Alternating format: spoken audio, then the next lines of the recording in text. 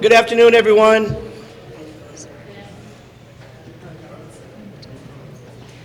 Good afternoon, everyone. If I can have your attention, please. You may have noticed that votes have been called, so we're going to try to get to the members and allow them to get down to the House floor to speak. But before that, I want to thank everyone. I'm honored to be here as we reintroduce the George Floyd Justice and Policing Act. I'd like to start by thanking Congresswoman Jackson Lee for her incredible leadership on this bill for many years and her dedication in ending police brutality once and for all. She's a tireless champion. As you may be aware, she's back home dealing with the catastrophes and the weather events in Houston, but we will hear from her shortly.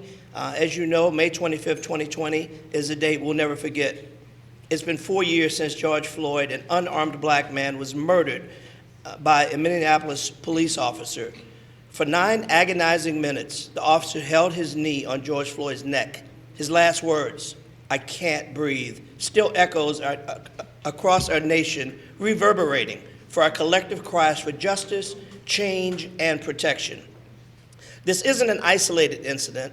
In 2019, Ronald Green was brutally and unjustly murdered at the hands of police in Union Parish, Louisiana. Video footage from troopers' body-worn camera showed Green being dragged, kicked, and punched while he was restrained on the roadside. It wasn't until December 2022, more than 3 years later, that 5 troopers involved were indicted in connection with Green's death. As a father of 2 sons, this incident in my home state hit me hard. Following this tragedy, I came to call Ronald's mother, Miss Mona, a friend, and I think of her at this very moment. I think of her pain that no parent should ever feel. We come together today with heavy hearts and a fierce resolve. We continue to mourn the loss of our brothers and are horrified by the murder of black men and women at the hands of those tasked to protect and serve. Racist ideologies have bred fear into our institutions and threatened our lives. This vicious cycle of brutality and injustice must end. The George Floyd Policing and Justice Act is a crucial step toward ending the systemic abuse at the hands of police officers and ensuring that the rule of law protects us and everyone equally. It will help hold law enforcement agents accountable and prevent future tragedies. No single policy can erase decades of systemic racism and excessive policing, but it is high time for federal action to create structural change with meaningful policing reforms. We owe it to George Floyd, to Ronald Green, and all the others who have lost their lives to honor their memory with meaningful action. Together, we can and must create a future where black lives truly matter and that we all walk knowing the protectors of their protection and safety is a job that we must hold dear and insist is carried out fairly. I would like to close by recognizing all the families who are represented here. Thank you for being here with us and continue the fight for a world where loved ones are not taken from us too soon at the hands of those who are supposed to impart justice. Philanese and Keita Floyd, family of George Floyd, Mary and Gray Hopkins, Gary Hopkins Jr., stand please as I call your names. Brandon Williams and Tiffany Hall, family of George Floyd, Chiquita Hall Jackson, Esquire, lawyer with the Floyd family. Our hearts are heavy, as I know yours are, but know this Congressional Black Caucus and this Congress, as represented here, as led by Jackson Lee, stands with you. Stands with you not just in prayer, although we know how powerful it is, but we also stand in action as agents for change. And those lives that are lost will not be in vain, as evidenced by us reintroducing the instrument today, and we'll fight tirelessly to make sure that we get it to the president's desk. God bless you. I'd also like to acknowledge the incredible organizations who are here standing with us. Without your support, we would not have made it to this point. Leadership Conference on Civil Rights and Human Rights, National Congress Council of Negro Women's, and the National Urban League. Thank you all for being here. Now it gives me great honor and pleasure and a great privilege to present to you someone that needs no introduction. She's a tireless fighter for justice. She's an incredible leader and one that has put forth every grit, every piece, every fiber of her body to bring about justice. And she's an incredible leader, one that we have incredible respect for. Ladies and gentlemen, please join me as we hear from the Honorable Sheila Jackson Lee.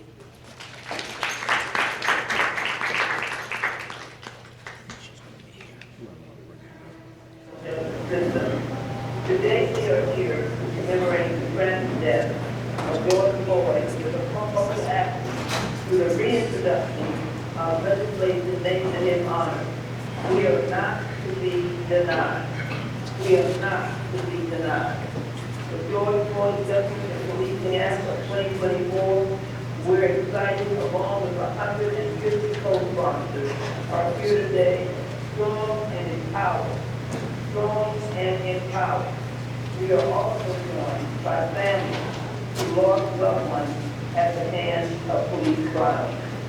Floyd family, Tony, Peter, Brandon Williams, and Tiffany Hall. Now, we are well aware of the pain that you experience. And just because there is pain among our family does not mean that we do not understand the value of the law enforcement community. Marion Gray Hopkins is her stand in solidarity here, Peter Hall, attorney with the Floyd family. Far too many lives have been lost or forever changed due to unacceptable incidents of police brutality throughout our nation. We know their names: Eric Garner, Michael Brown, Janelle Wright, Freddie Gray, George Floyd, John Taylor, Sheriff Isaac Nichols, and far too many more. There are others who may not be able to be heard. My voice may be silent, but my heart is strong. We cannot allow another American to be deprived of their human dignity and constitutional rights without taking action to uphold fundamental values. We must have federal legislation so that all officers are held to the high standards that so many exemplify in their work every day. We know it can be done. Despite national protests, struggle, and George Floyd, even around the world, internationally, the killing of George Floyd was commemorated or noted by the word "I can't breathe." This is a telling statement that the number of deaths at the hands of police has continued to climb every year. Last year, there were more than 100 every month. Average of more than 3 people each day. And black people were 23% of those killed by police, despite being only 14% of the population. Police have suspected countless more frequently people who are black, Latinx, indigenous, living poverty, and living disability, or women, to other fuses to much more common daily interactions that are coercively and often violent, even if they do not result in death. These abuses have contributed to the high rates of arrest and mass incarceration, with devastating long-term consequences for these communities. The George Floyd Justice and Policing Act is the right way to go. It is a courageous way to go. It is an embracing way to go. And it is the product of intense bipartisan negotiation with civil rights advocates, law enforcement stakeholders, and the Department of Justice. The legislation is truly an omnibus product that reflects the Constitution from a full congressional process, including bills like the Pride Act, the Peace Act, the End Racial Profiling Act, and carry on an extensive force prevention act. The House Climate Act, George Floyd Act, was supported in 19 Democrats and 117 Congress. It is critical that we reintroduce this legislation with overwhelming support in this Congress. We are grateful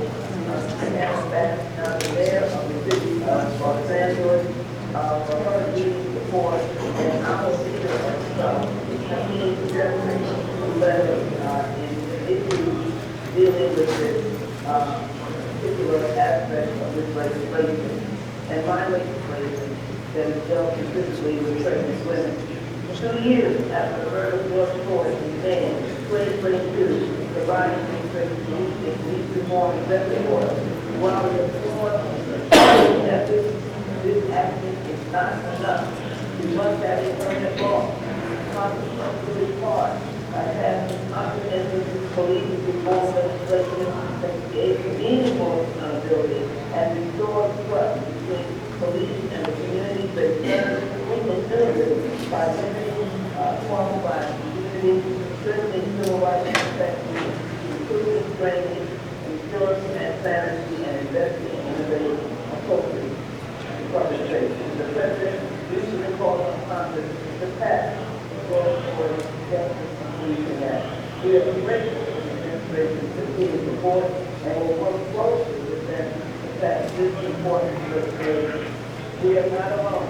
In the letter from the Civil Congress, the civil rights community welcome the introduction of the George Floyd Justice Act as a first step toward changing the conversation in Congress on police reform and improve public safety. Let us not be afraid to do what is right.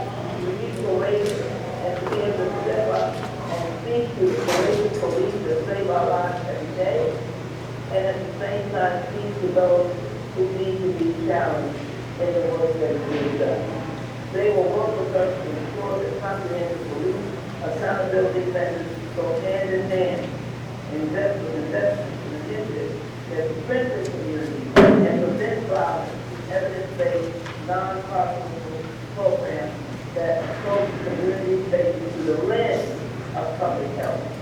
It will again take a partnership between all of us, members of our Congress, our leadership, and the many groups who have contributed so much to the development of this legislation.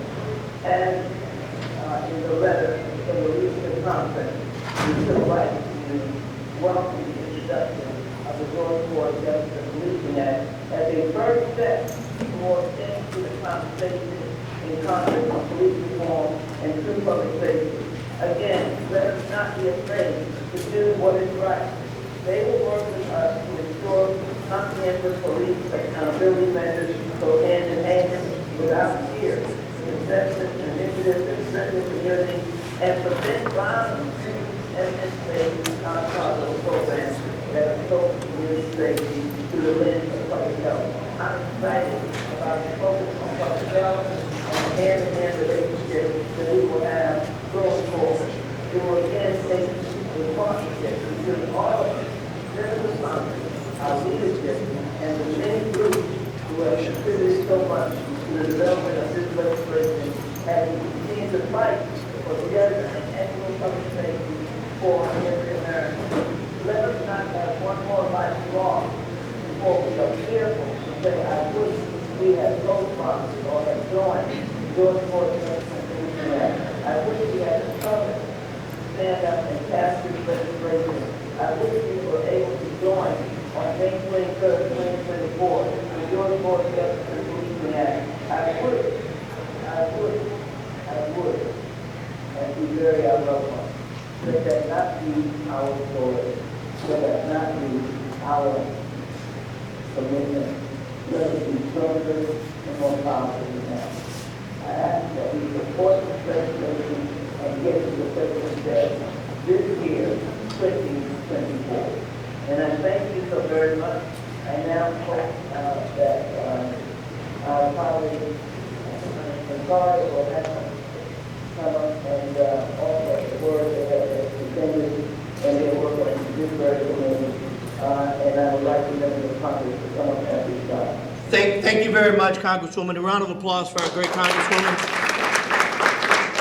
Family, as I mentioned in the beginning, votes have been called. We have just a few minutes to get to the floor. So you've indulged me. I'd like to ask members of Congress who wish to speak to come up very briefly before we bring the family up, leading with, and come in the order that I call, leading with Representative Ilhan Omar, followed by Representative Hank, followed by Representative Hank Johnson, Glenn Ivey, Frederica Wilson, Sidney Kamlager Dove, Valerie Fushi, and Sri Thanador.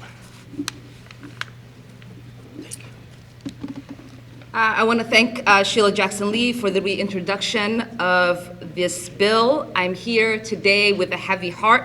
Yet another solemn anniversary of George Floyd's tragic killing approaches on Saturday. It's been 4 long years since Mr. Floyd's life was senselessly taken by police on the streets in my district in Minneapolis. 4 years since those horrifying words, "I can't breathe," became a wakening nightmare for millions across America. Since then, the pattern of police killing has continued, and there's still names added to the roll of victims. Data shows nearly 30% of the killings by police in 2023 could potentially have been prevented through common sense reforms and better practices. Just think of the lives that could have been spared if we had the courage to act. The George Floyd Justice in Policing Act contains common sense reforms that can save lives. We need a clear national standard to uphold the promise of equal protection under the law. As Minnesotan, as the representative of a community still reeling from this 4-year nightmare, as someone who has looked into the eyes of the Floyd family and have seen their suffering, let this be the year we finally pass the George Floyd Justice in Policing Act. We owe it to every victim's family, everyone who had their "I can't breathe" moment to get this done. Through this bill, we can save other Black lives. Thank you so much. Representative Hank Johnson. Thank you, Representative, and good afternoon, everyone. I want to thank Representative Sheila Jackson Lee for reintroducing the George Floyd Justice in Policing Act.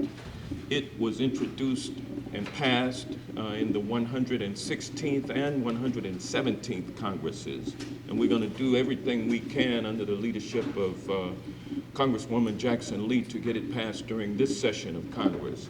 I also want to extend my condolences. I know this is a tough time for the Floyd family, and I want to offer again my condolences to the family and also to the families of the others who are here today representing those who have been killed by police excessive use of force.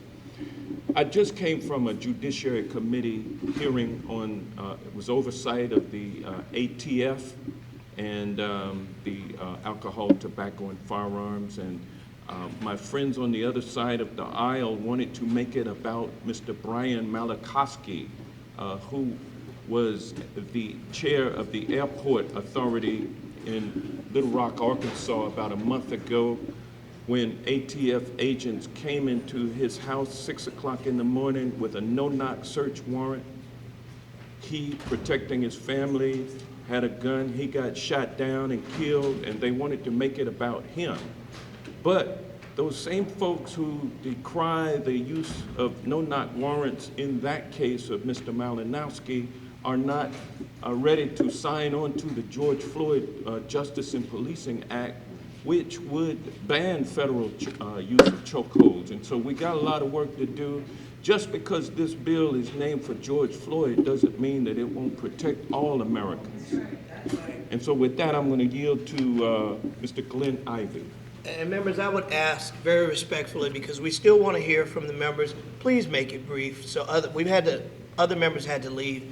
If you would be respectful of that, I would greatly appreciate it. Thank you. I'll be very brief, and I want to offer my condolences to the family and say that we come together again on this grim anniversary to recommit ourselves, to rededicate ourselves to passing the type of legislation that should have been passed decades ago. And so we need to make sure that this happens now, because lives can be saved.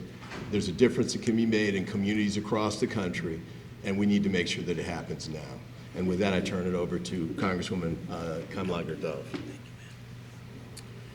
Thank you. Sydney Kamlager-Dove from the 37th Congressional District in Los Angeles. I too am offering my condolences to the family of George Floyd and to the families of the other victims. You know, George Floyd asked for help. He also asked for his mother. And so we should be thinking about that. I too had a situation in my district with a Guillermo Medina who was in a mental health crisis. His family called 911, law enforcement came out, and they shot him dead. The George Floyd Justice and Policing Act is not that hard to do. Get rid of exemptions for qualified immunity. Have a federal database so that we know who the bad apples are. We know that oftentimes bad apples go from larger city departments to smaller city departments who cannot afford to do the vetting that would be necessary for lives to be saved. And make sure that you are incorporating mental health crisis intervention programs into your law enforcement so that there are other options for folks to dial other than 911. It is not that simple. And Republicans, instead of standing up for January 6th insurrectionists, should be doing what they need to do to make sure that Black and brown lives are saved. It should not be that difficult for these people to do. Thank you. Thank you very much. And now I would ask that we hear from the family members, Philanese and Keita, if you will open. And guys, forgive me, we're going to have to leave, but I think you will continue with the presentation. Thank you all for being here. Understand this, we are not going away. We will not stop until justice is served. God bless you.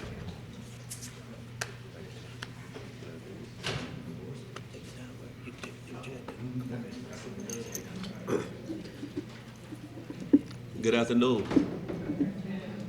Good afternoon. I just like to know I got people here. All right. Everything that's going on across America, this has been happening for over 400 years. Frederick Douglass said that if there's no struggling, then there's no progress being made. But I'm tired of struggling. I want to see some progress being made. Every time I look up, I think about what's going on throughout all of these states. We think about qualified immunity, but Colorado, Connecticut, and New Mexico were the only people that thought about stopping qualified immunity. For the fact that she just said some of the same things about legislation and things like that to be able to pass all of these laws. The George Floyd Policing Act, H.R. 1280, Congresswoman Sheila Jackson Lee, Senator Booker, Miss Karen Bass, so many others, Maxine Waters, they stood for this bill.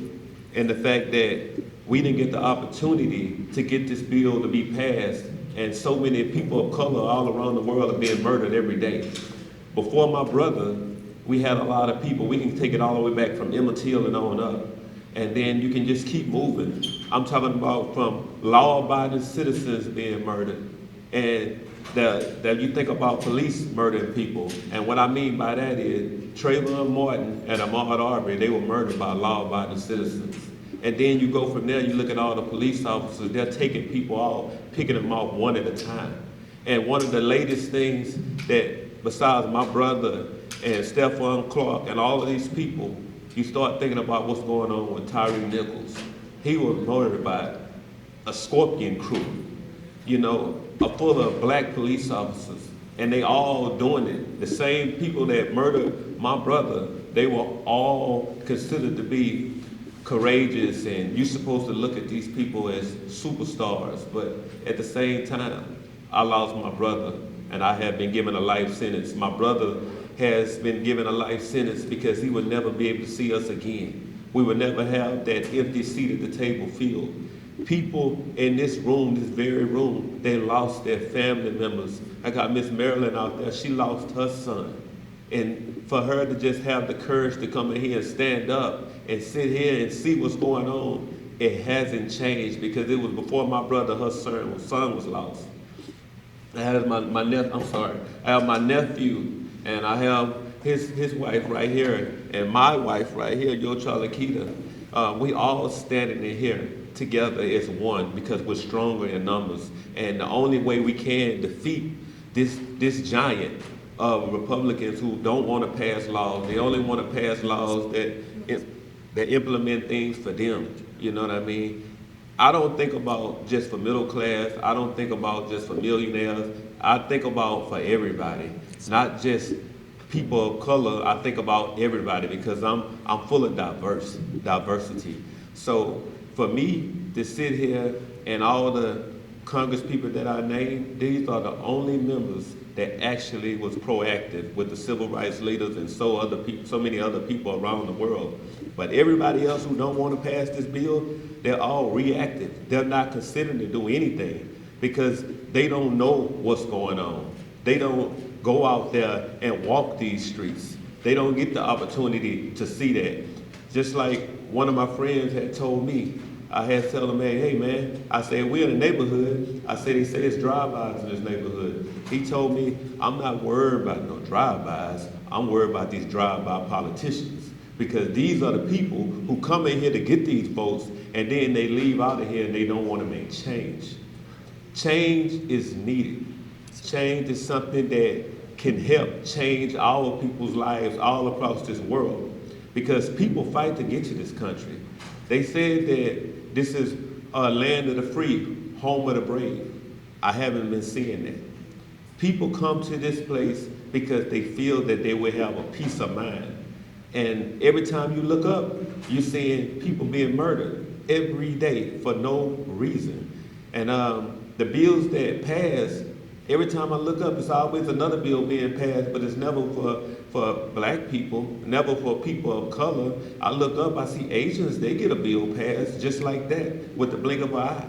But can you pass a bill for me? Can you look up and look at what's going on in America right now? You look at somebody who served this country. He was an airman, which was Roger Forson, and then he was murdered right there at his front door. I'm talking about the police officer. When he opened the door, he shot him 6 times, and then he said, put the gun down. How can somebody be able to say, I want to live in a neighborhood with people like that who's supposed to protect this neighborhood, who are getting my tax dollars, and then I look up and I got to fear for my life. I got to make sure, I tell my kids, make sure you let all the windows down before you let that police officer come to that vehicle, because he needs to see is nobody in the front seat or if it's somebody in the back seat. He needs to know, because in their mind, they're looking at you as a target just because you are somebody of color. And at the end of the day, if they can make federal laws to protect the bird, which is the bald eagle, then they can make federal laws to protect people of color. The life that we live in, the life when I'm dead and gone, I still have family members, ancestors who passed away from a lot of different things. My siblings, kids, and their kids will still be living in this same world that has not did anything. So I'm always applaud Joe Biden, President Joe Biden, because he is the only person that we have in office that wanted to make the law of the land the George Floyd Justice and Policing Act, because that's all we get. Because we go there, we see it pass, and all of a sudden it gets to the Senate and they just want to push it back and let the bill collect cobwebs. We can't have that. We got to sit there and we got to continue to fight for what is right. Because to me, if my family can live freely and other families can live freely, which when I can just keep naming, if you want me to keep naming people who lost their lives, I can go from Ahmaud Arbery, I can go to Breonna Taylor, I can go to Sandra Bland, I can just keep moving. But I can tell you, the number one thing I can tell you is this, is everything that I've seen throughout this world. When Ahmaud Arbery was murdered, I thought of him as charcoal. And then when Breonna Taylor, she was murdered, I thought about she was the lighter fluid. And my brother George, he was the flame that set this world on fire. And so many people around the world stood up for my brother, from Brazil, Russia, all these places that y'all haven't even heard of. They all in China. They stood for George Floyd because they said his death, it shouldn't have never happened. We shouldn't have never watched a person sit on somebody's neck for 9 minutes and 29 seconds. And people had to tell their kids what was going on. And God stopped everything in the midst of a pandemic. And everybody had the opportunity to see George being murdered, and kids want to know. And when they found out what was going on, they want to take everything out of these schools. They don't want to talk about it no more. They don't want to talk about why they want to take down all these Confederate statues. They're doing this for a reason. People want to be treated like normal citizens, not second-class citizens. The bottom line is, standing on all these hills every day, talk about what's going on. Don't talk about what you want to talk about what's going on. Talk about that. When we think about all these women across this world, you don't want a president in office talking about, I want to grab the crotch of a woman. I want to bang the heads against all of these guys when you arrest them. If they looting, then start shooting. People are telling you what they're about. And if that's what you're about, you're not about what's making progress in life. You're holding people back instead of letting people move forward. You know, I thank y'all so much for just having me here. But the bottom of the line, pass the George Floyd Justice and Policing Act, because I'm tired of being in pain every day, because I know what it feels like now to lose a loved one. But all of these other families, they don't know. And I'm trying to make sure they'll never experience that moment in life. Nobody wants to be here.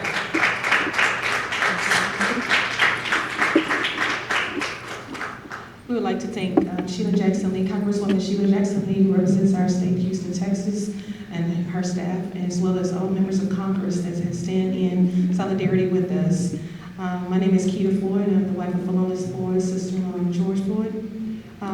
We thank you guys for passing, or for reintroducing the bill 8525. So it's a new number attached to us, which is 8525. This is a great day. Today is a great day. It's a start to what's to come. And I don't think that you guys ever get to see the aftermath that the families go through. We have a lot of mental health issues that we have to deal with internally. And I ask that Marion Hopkins please come up and say a few words as well. She's been dealing with this for 25 years. We've only been doing this for 4. And so we see the impact that it's had on our family. And so that's why it's so important for us to sit down, become familiar with this bill, and know what we're asking for. We don't want you guys to experience what we've gone through. Tragedy should not have to hit your front door before you become, an advocate and raise your voices and be a part of the change. It's very painful. It's something that you can't deal with. You have to relearn how to live, how to breathe yourself. And so my heart goes out to each and every one of you for understanding where we're coming from and the reason why this bill is so important. And so, although I'm extremely happy for where we are today, it's going to be even more remarkable when we stand in unity and say that this bill has been passed. We would like to thank everyone across the world that has stand in solidarity to us. They have, fought on our behalf. They raised their voices. They've marched.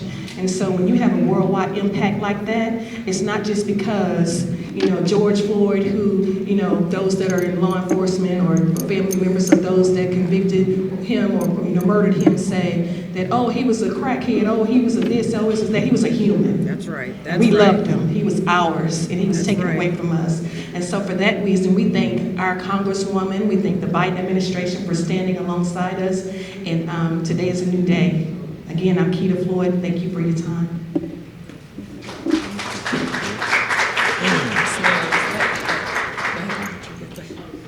All right, how y'all doing? I'm Brandon Williams, nephew of George Floyd.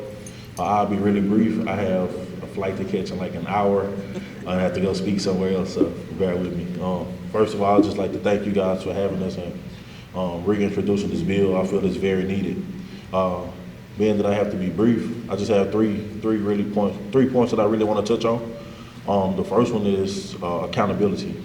I feel like this bill, passing this bill, it holds police officers accountable. We can go back years, like Philonise said. I'm only 33, but the first one that I remember was Trayvon Martin. And I'm really, really close with Sabrina Fulton. And my heart goes out to her every day. I'm family with Breonna Taylor now. With Breonna Taylor's family now. Miss Tamika Palmer that's family to me. Whenever I go to Kentucky, I spend the night at her house. I can go to Amara Arbery, Miss Wonder, really, really wonderful woman, great woman. She's like family to me now. Botham John, Whenever I go to Dallas, I see his family. Alyssa is like a sister to me. That's Botham John's sister. The list can go on and on. But my only question is why? You know, Botham was in his apartment, not harming anyone, eating ice cream. And he died in this apartment, not harming a soul. And the stories that I hear, he was a sweet, loving, caring family man. This week is really, really hard for us because we lost, George was murdered this week. But years prior, in this same week, my grandmother, which is George's mother, also died. So to, you know, have to go through what we go through and come up here and relive our trauma and our pain, hoping that we can just get a bill passed that's long overdue for passing. This bill holds officers accountable, but yet it welcomes transparency. That's the second point I want to touch on, transparency. Good policing welcomes transparency. That's right. Bad policing, I won't even speak on that because we've seen too many examples of that. You know, and last but not least, I want to touch on family. George died, he was murdered in 2020. I had a daughter in 2021. In 2022, actually. My daughter is 2 years old. Father's Day is in a few weeks. George's daughter, Gianna, she won't see George. That's right. I couldn't imagine not seeing my daughter or her seeing me on Father's Day. You know, being a father is probably the greatest thing that's happened to me. So I couldn't imagine, you know, what Gianna feels like, what our mom feels like. Imagine what our family feels like. P lost a big brother. You know, I lost an uncle that was like a father to me. So, you know, this hurts. Passing this bill, not saying that it'll prevent future deaths, but if it can just prevent one or two, that's one or two families that don't feel this pain that we feel. Absolutely. When we leave from up here and the cameras go away and the interviews go away, we're grieving. It's 4 years later, we're still grieving. We cry together, we pray together. And this bill could stop that. And that's all I'm asking. I don't want other families and other people to feel what we feel because it's not a great feeling. And when I say not a great feeling, this shit sucks. Excuse my language, it sucks. It hurts. So just, you know, please pass this bill and help us help everyone else in the future and in this world because it can happen to you. No one ever thinks that they'll be in this position and at the blink of an eye is right at your doorstep. So again, thank y'all for having me. Safe travels, babe. Safe travels. Good afternoon. As mentioned earlier, my name is Marion Gray Hopkins, and I am here as the voice of my son, my unarmed 19-year-old son. Gary Hopkins Jr. was murdered by Prince George's County police officers, which is just probably 30 minutes right outside of Washington, D.C. Gary lost his life.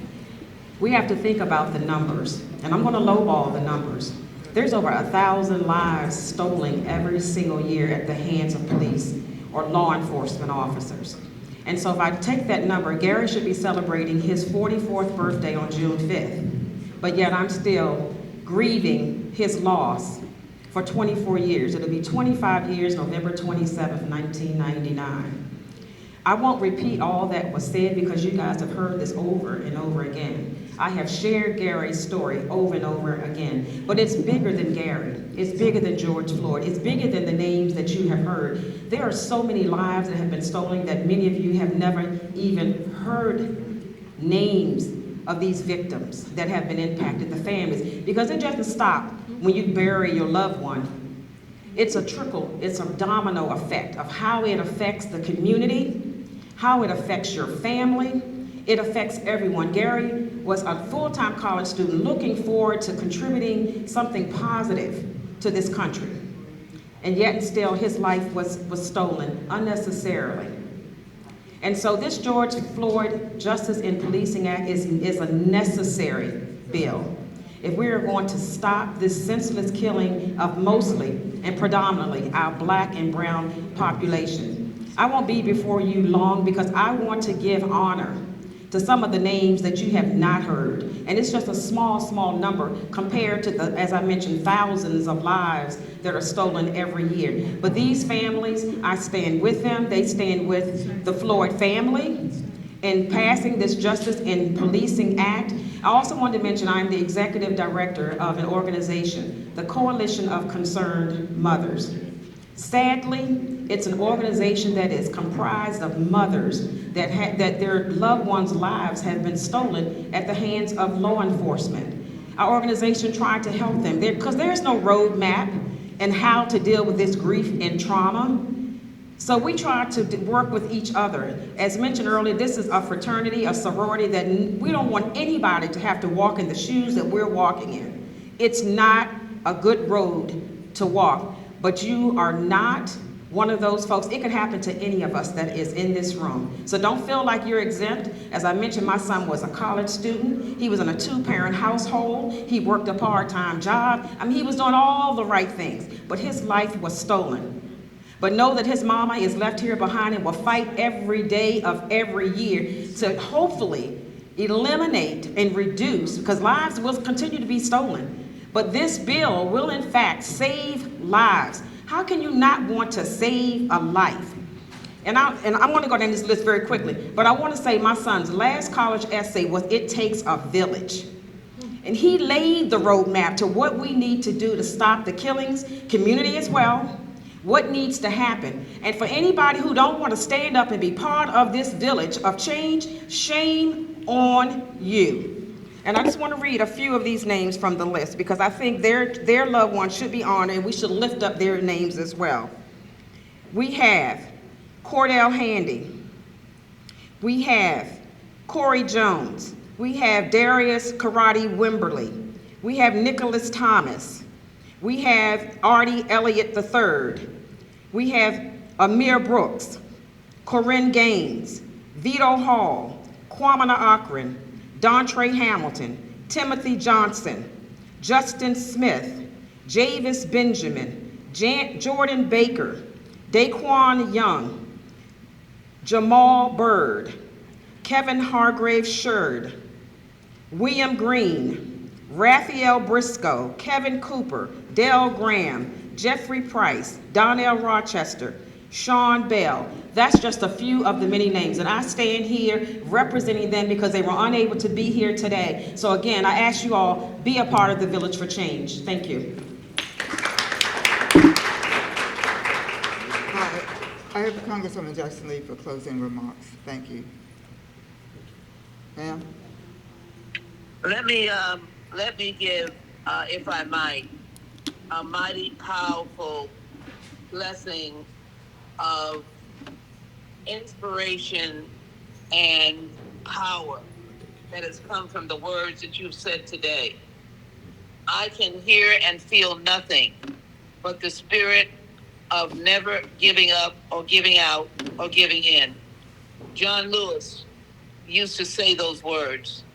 And I continue to tell, if I might, Felonious PJ and his wonderful bride, as I call her, and the whole family of Brandon, and the nieces and family members, and Attorney Trump, the greatest attorney we have, really probably in our nation, that we were not going to fail, and we were going to introduce this legislation and get it to the hands of the President of the United States, and that this was going to be actual law to give dignity to people's life, and that they would not be shortchanged and ignored and never respected, and that their life dared not be counted for. And that's what the George Floyd murder was about,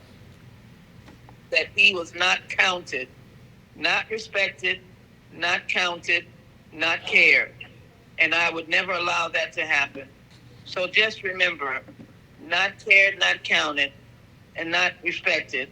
That was not going to be on our watch. Thank you all for coming. I don't know if there's anyone else here from the faith community that wanted to say a word, but I want to thank them. They have been persistent in their advocacy, in their calling, and I want them to know that it has not gone unheard.